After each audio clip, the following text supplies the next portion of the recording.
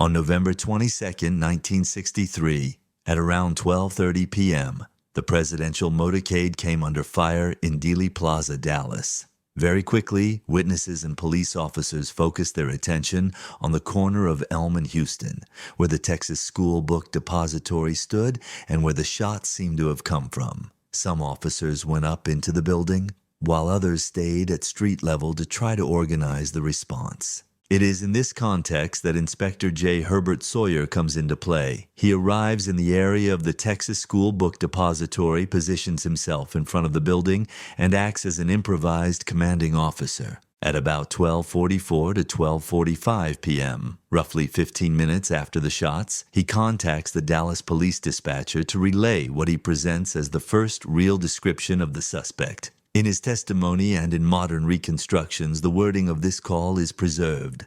The wanted person in this is a slender white male, about 30, 5 feet 10, 165, carrying what looks to be a .30-30 or some type of Winchester.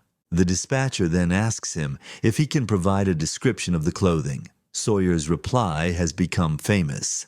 Current witness can't remember that.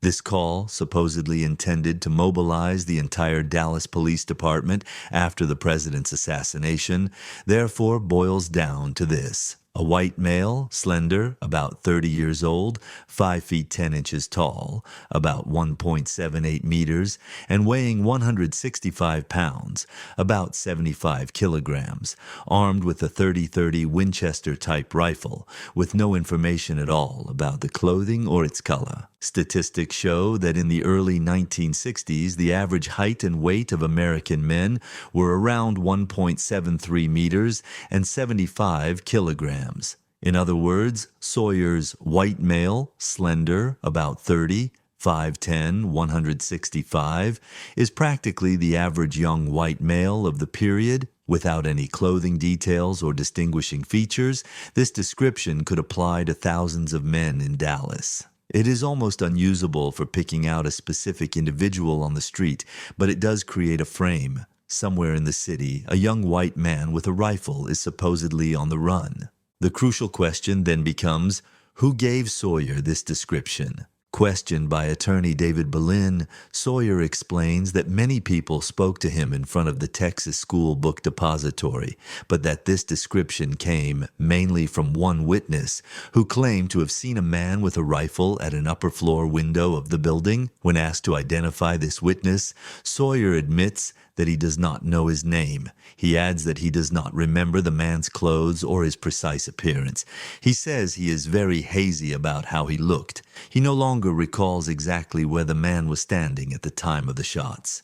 Sawyer says he took the quick description: white male, about 30, 5'10", 165, rifle, passed it to the dispatcher, and then had the witness sent over to the sheriff's office with an escort whose identity he likewise does not remember.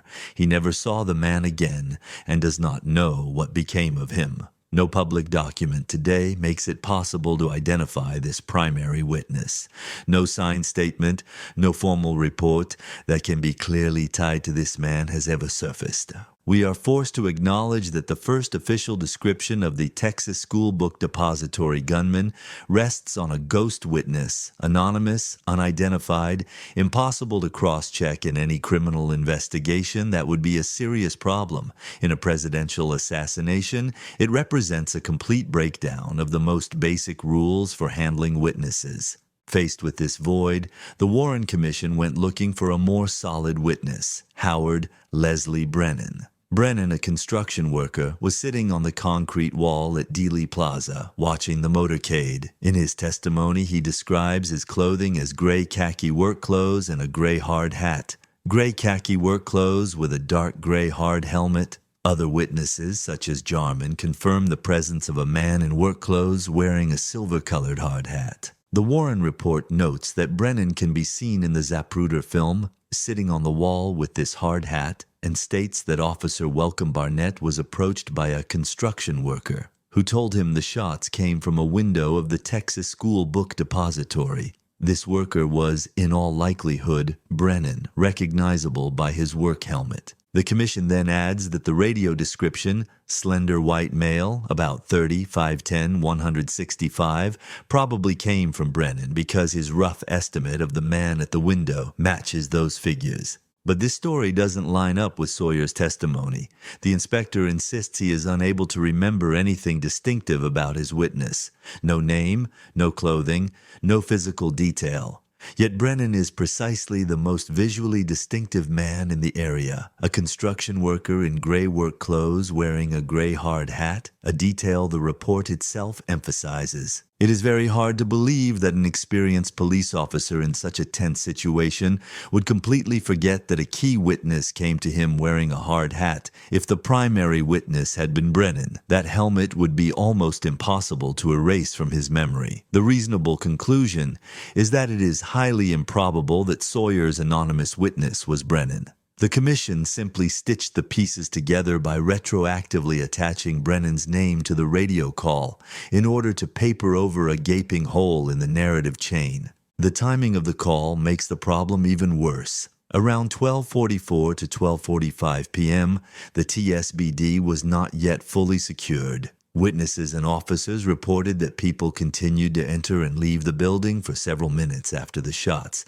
and the complete sealing of the building did not happen immediately. Radio logs indicate that during this time frame it was still uncertain whether the suspect was still inside the Texas School Book Depository or even whether the building was definitively established as the source of the shots.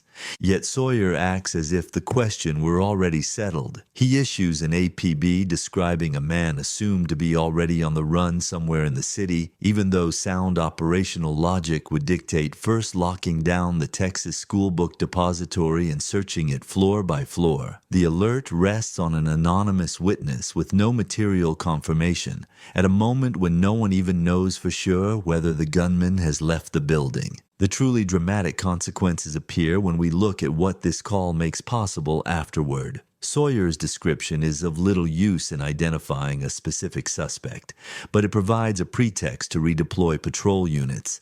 Starting around 12:45 p.m., the Dallas Police Radio begins reassigning cars. Officer J.D. Tippett, in car 78, is then assigned to the South Oak Cliff sector. The dispatcher orders him and Unit 87 to move into the Central Oak Cliff area, that is, outside his normal beat, in the context of the search for the suspect described as slender white male, about 30, 5'10", 165. The Warren report itself summarizes the situation. At 12:45 p.m., around the same time as Sawyer's call, Tippett is ordered to head toward the center of Oak Cliff. At 12:54 p.m., he reports over the radio that he is now there and available for any emergency. Around 1:15 p.m., Tippett is driving slowly along East 10th Street in Oak Cliff. He sees a man on foot who generally fits the description of the wanted suspect. He stops, speaks to him, gets out of his car.